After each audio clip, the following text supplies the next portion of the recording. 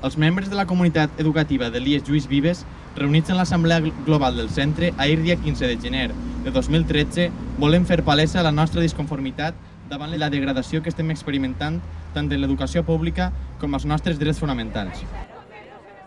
Són molts els afectats per detencions, denúncies, lesions, identificacions i sancions administratives que han necessitat assistència jurídica. Els meus alumnes enfront de la policia rebent tot tipus de maltractes, me va aparèixer, me'n recordé tota la meva vida d'aquest dia.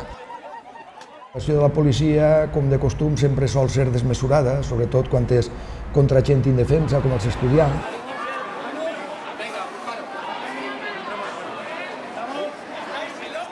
L'Assemblea Global de l'IES Lluís Vives vol convocar, junt amb l'Associació Jurídica Primavera Valenciana, el concert aniversari de la Primavera Valenciana.